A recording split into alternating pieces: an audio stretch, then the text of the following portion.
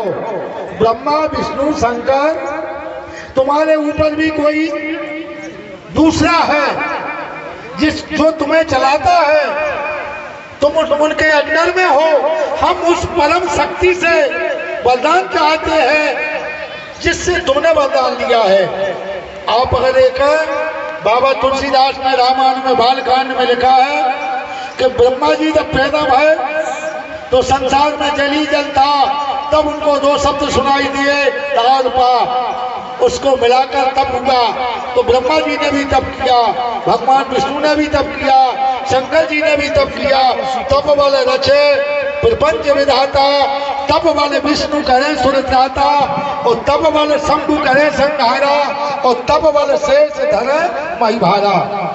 भगवान विष्णु, भगवान शंकर और विधाता ब्रह्मा, शेष नाग जो अपने सिर में पृथ्वी रखे, ये भी किसी की तपस्या करके इतना बड़ा भारी संसार का कार्य करते हैं। तो हमें उस परमात्मा से वरदान चाहिए। जब वो पूर्ण ब्रह्म शंभु विरंच विष्णु भगवाना उपजहि जासु अंश ते नाना, जिसके अंश से ये समस्त देवता प्रकट होते हैं, उत्पन्न होते हैं, वही पूर्ण ब्रह्म आया।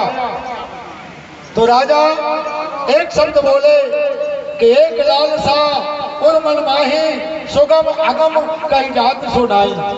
हे प्रभु, एक इच्छा है, एक लालसा, लाल माने पुत्र, कई प्रकार के अर्थ है एक शब्द के। लालसा माने इच्छा, हमारी इच्छा है कि एक हमें लाल प्राप्त हो जाए, लेकिन कहने में कठिन सरल है, होने में बड़ा कठिन है। सुगम अगम कहीं जात सुनाई, कठिन भी है और सरल भी है, मुझसे कहते नहीं बनता। तब भैया भगवान ने राजा से कहा, सकुच विहाय मांग नृप मोही, मोरे नहीं अधेक छुतोही। हे राजा, सकोच को त्याग कर हमसे तू कुछ मांग। हमारे यहाँ ऐसी कौन सी संसार की वस्तु नहीं है जो हम तुझे ना दे सके। भगवान ने ऐसा उत्तर दिया कि भगवान के पास क्या नहीं है कि हमें भगवान जो दे ना सके। हमारे पास भगवान से वो लेने की सामर्थ हो जाए, क्षमता हो जाए, तो भगवान हमें सब कुछ प्रदान कर सकते हैं। तब राजा ने कहा कि दान शिरोमणि दान मणि, सत्य कहूं सद्भाव, चाहूं तुम्हें समान सुख और प्रभूषण कौन दुराव। हे प्रभु, आप दानियों में दानपति हैं, अगर आप हमें देना चाहते हो तो हमें आपके जैसा पुत्र चाहिए। तो भगवान ने कहा, हमारे यहाँ हमारे सिवाय कोई और डुप्लीकेट तो है नहीं है कि हम तुम्हें देवें। हम आपको वचन देते हैं कि आपके यहाँ हम अपने अंशों के सहित अनशन सहित ले अवतारा। हमारे पास जितनी हमारी शक्तियां हैं, हम उन सब शक्तियों को, हम अपने परिकरों को साथ में लेकर संसार में अवतरित होंगे। तो भगवान के शंख चक्र गदा पद्म और स्वयं भगवान दशरथ जी के यहाँ 4 पुत्रों के रूप में अवतरित भय। पूर्ण ब्रह्म राम बने, पूर्ण ब्रह्म रामचंद्र जी बने, भगवान विष्णु भरत जी बने, शंकर जी लक्ष्मण जी बने और ब्रह्मा जी शत्रुघ्न बने। ये तीनों देवता उनसे छोटे पुत्र के रूप में प्रकट हुए और पूर्ण ब्रह्म राम बने। इसलिए भैया, हम अपने जीवन में सदैव ऐसा प्रयास करें कि भगवान हमारे ऊपर कृपा करें। भगवान की कृपा का अर्थ क्या है कि हमें समझ में आवे कि हमारे ऊपर भगवान की कृपा है। पहले मनुष्य की निरोगी काया होवे, दूसरा अच्छे सत्कर्म करने वाली, पति के अनुरूप काम करने वाली। जैसे पंडित जी ने कहा था, चक्रेश महाराज जी ने, कि जब राजा स्वामीमनु से भगवान ने वरदान मांगने को कहा तो राजा ने पुत्र के रूप में भगवान को मांग लिया। भगवान जब रानी के पास गए तो रानी ने कहा कि जो हमारे पति ने मांगा है हमें वही चाहिए, हमें उसके अलावा और कोई इच्छा नहीं है।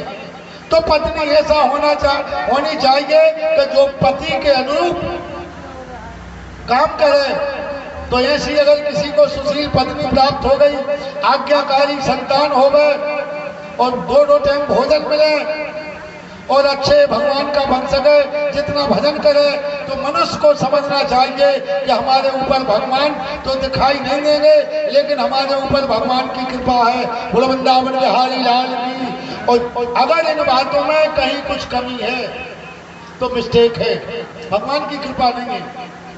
अगर मनुष्य का तन मिला है तो भगवान की का भजन, जैसे भोजन और भजन, यहाँ पढ़े लिखे लोग बैठे हैं,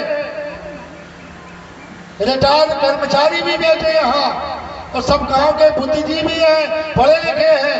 भजन में 3 अक्षर है और भोजन में 3 अक्षर है। भजन में 3 अक्षर है, भा जा ना, और भोजन में 3 अक्षर है, लेकिन भोजन में मात्रा है। भा में वो की मात्रा लग गई तो भोजन बन गया, और मात्रा अलग कर गई तो भजन बन गया। इसलिए अगर भोजन जरूरी है तो भगवान का भजन भी जरूरी है। भजन की कोई मात्रा नहीं है, जितना बने उतना भगवान का भजन करो, और भोजन में मात्रा है।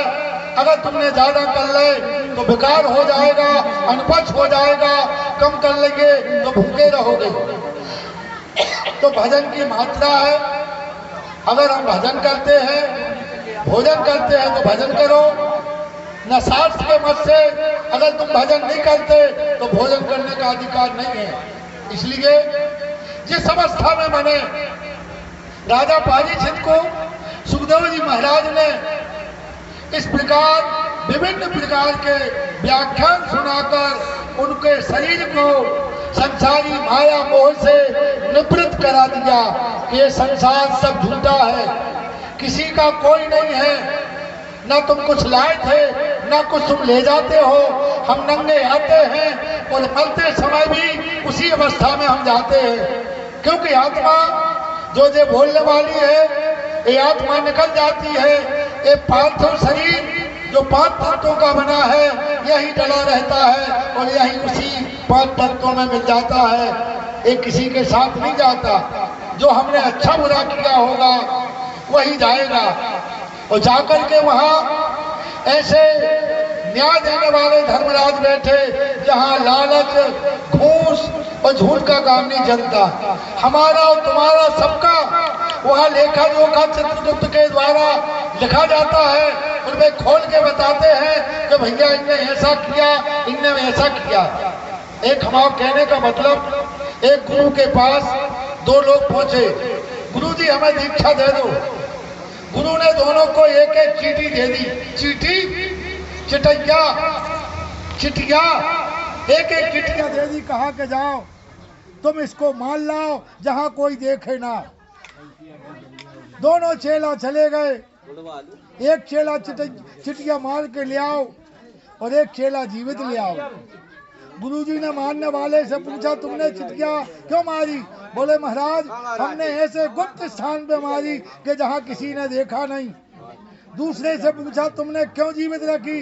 बोले महाराज हम जहाँ जाते थे वहीं हमें समझ में आता था कि ईश्वर देख रहा है।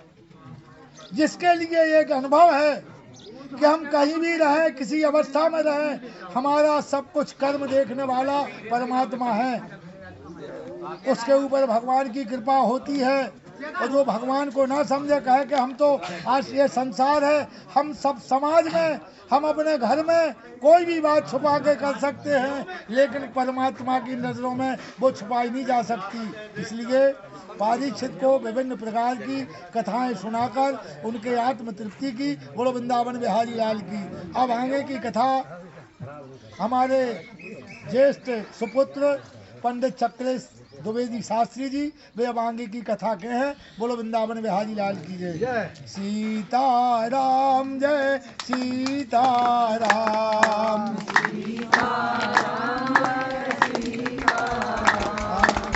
सीताराम जय सीताराम। क्या आवाज है?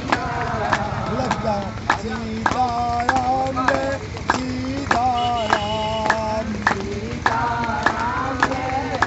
राम राधे श्याम जय राम।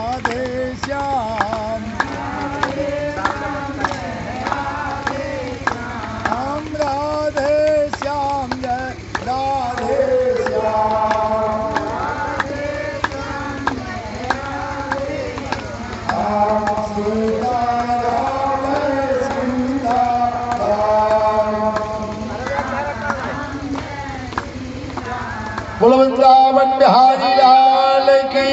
क्यों कि भागवत के 18,000 श्लोकों में 18,000 श्लोकों में अंतिम श्लोक है नाम संकीर्तनम यस्यो सर्व पाप प्रणाशनम प्रणामो दुख समनस्तम प्रणमामि हरम परम नमामि हरम परम।